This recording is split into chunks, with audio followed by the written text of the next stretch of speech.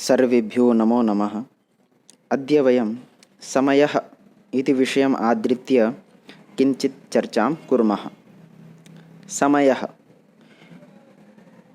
इसको हिंदी में समय और इंग्लिश में टाइम कहते हैं। हमें सबसे पहले इस समय शब्द पर विचार करना चाहिए। किसे कहते हैं समय? समय दो घटनाओं के बीच के अंतराल को हम समय कहते हैं। जैसे उदाहरण के रूप में,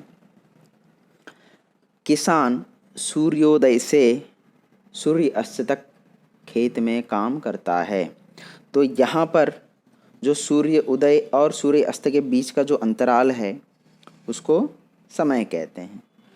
और दूसरा उदाहरण है, छात्र घर से विद्यालय जाता है, तो यहाँ पर विद्यालय और घर के बीच का जो अंतराल है उसको समय कहेंगे।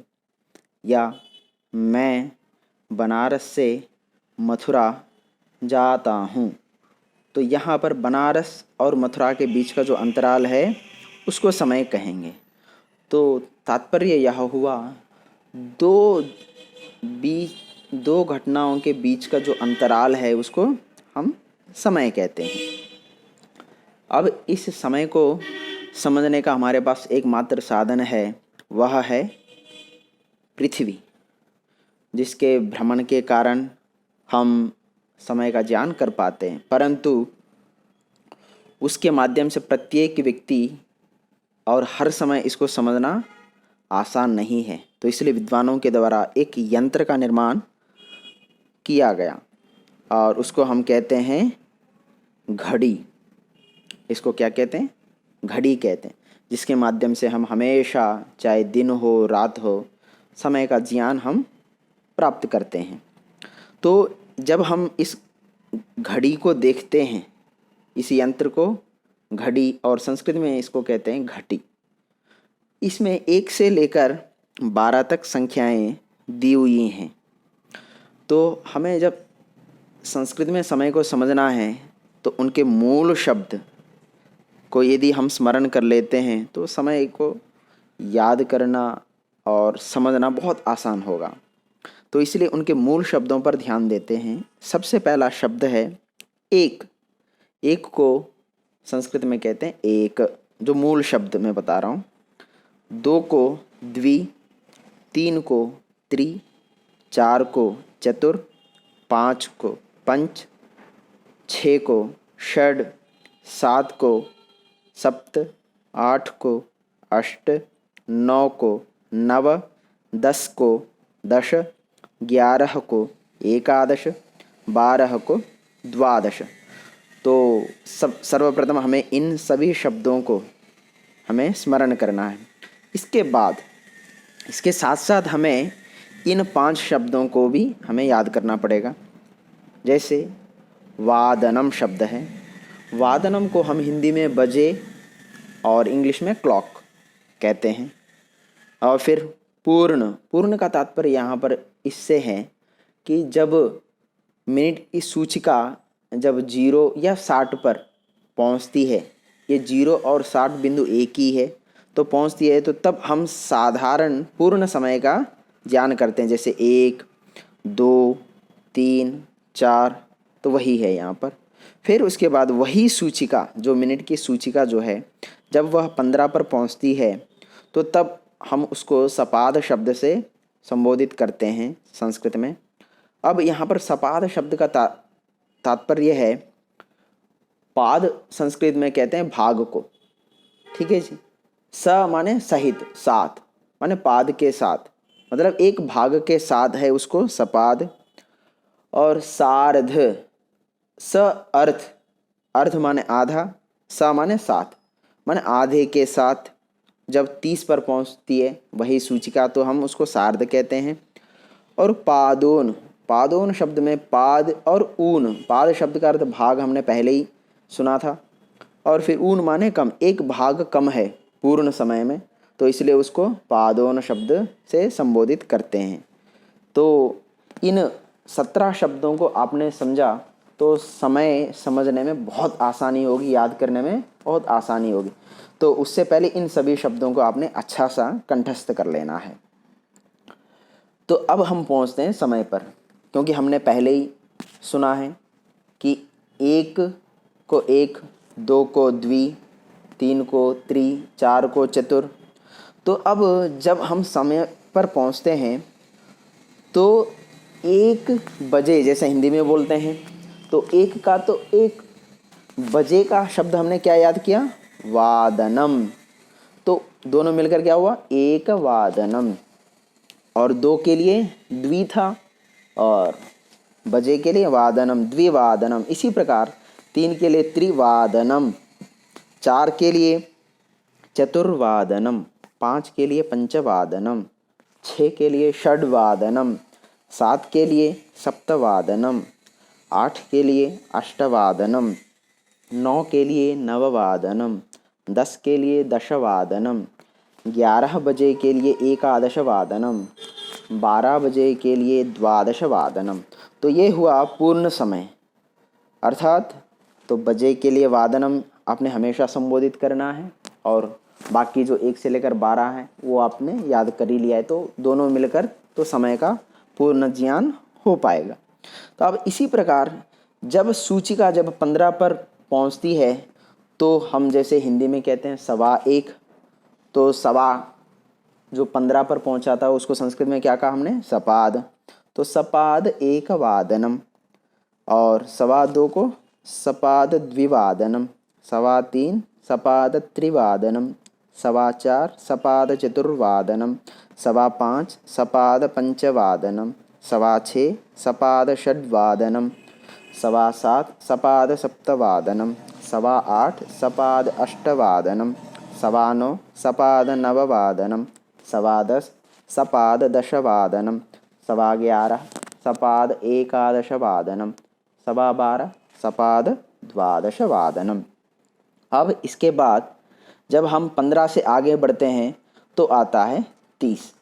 तो 30 जिसको हम हिंदी में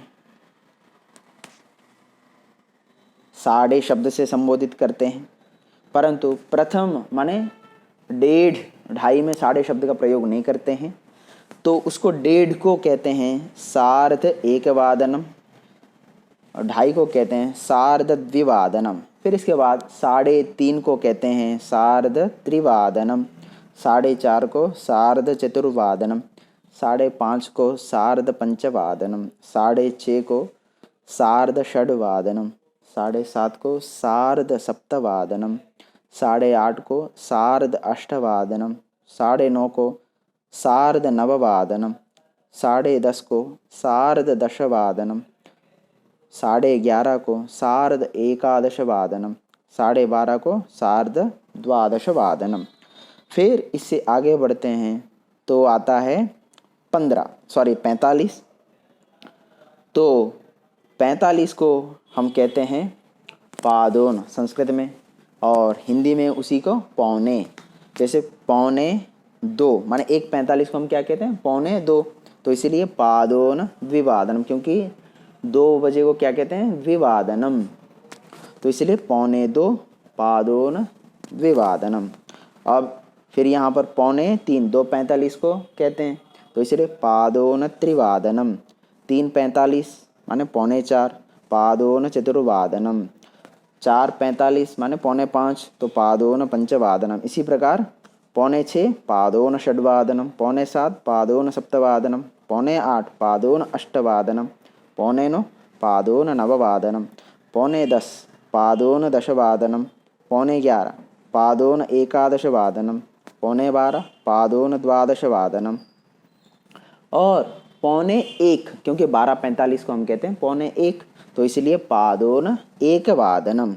तो इस प्रकार हम इस समय को बहुत आसानी से, यदि इन 17 शब्दों को आपने स्मरण कर लिया, 1 द्वि त्रि चतुर पंच षड सप्त अष्ट नव दश एकादश द्वादश और वादनम, सपाद, सार्ध और पादोन, इन शब्दों का आपने याद कर लिया तो समय का ज्ञान बहुत आसान हो जाएगा। तो आइए अब हम जिस समय का हमने ज्ञान कर लिया, स्मरण कर लिया, उसका थोड़ा सा अभ्यास के रूप में भी हम कर सकते हैं। यदि इसका अभ्यास इसलिए करना है क्योंकि जो ज्ञान हमने प्राप्त किया वो प्रतिष्ठित हो जाए, पूरा एकदम स्मरण रह जाए। ठीक है जी। तो इसलिए अब हम यहाँ पर कुछ 17 वाक्य दिए हुए हैं, तो उनके माध्यम से अपने ज्ञान को स्थिर कर लेते हैं। प्रातः यहाँ पर 7:30 है, वादने प्रार्थना सभा भवति। तो यहाँ पर एक शब्द और ध्यान रखना है, जब हम वाक्य में प्रयोग करते हैं वादनम शब्द को वादने इस रूप में प्रयोग करते हैं। जब भी हम वाक्य में प्रयोग करें तो तब आप वादनम शब्द का प्रयोग नहीं करेंगे, तो वादने शब्द का प्रयोग करेंगे। तो इसलिए प्रातः 7:30 वादने प्रार्थना सभा भवति। यहाँ पर 7:30 को संस्कृत में क्या कहते हैं? सार्ध सप्तवादनम। तो इसी प्रकार प्रातः 10:15 वादने अर्धावकाशः भवति। यहाँ पर 10:15 को क्या कहते हैं? सपाद दशवादनम। तो इस हिसाब से आपने इन जितने भी शब्द वाक्य दिए हुए हैं यहाँ पर, उन सभी का जो आपने समय पढ़ा था उसके हिसाब से आप करें तो आपका अभ्यास स्थिर हो जाएगा। तो इनको अच्छा सा एक बार करिए आप। मध्याह्ने 12:45 वादने क्रीड़ा भवति। मध्याह्ने 2 वादने पूर्णावकाशः भवति। जो मैं हिंदी में जो संख्या बोल रहा हूँ उसका आपने संस्कृत में खुद करना है, अभ्यास करना है, लिखना है। और यहाँ पर अहम सायं 4:30 वादने क्रीडामि। 5 वादने क्रीडांगणात् गृहम् आगच्छामि। 7:15 वादने भोजनं करोमि। 9:45 वादनपर्यन्तम् अध्ययनं करोमि। 10 वादने शयनं करोमि। दिव्या 8 वादने विद्यालयं गच्छति। गोपालः 3:15 वादने गृहं प्रत्यागच्छति। दिव्या 2:45 वादने गृहं प्रत्यागच्छति। अहं प्रातः 8:30 कार्यालयं गच्छामि। श्रेया रविवासरे 9 वादने उत्तिष्ठति। 6:45 वादने प्रातराशं करोति। 11:30 वादने दूरदर्शने नाटकं पश्यति। 1:15 वादने गृहकार्यं करोति। तो इन अभ्यास कार्य के माध्यम से अपना ज्ञान को स्थिर कर सकते हैं आप। और इन्हीं बातों के साथ आप सभी का बहुत बहुत धन्यवाद और प्रस्तोता त्रिवेदी सांब शिवरावः।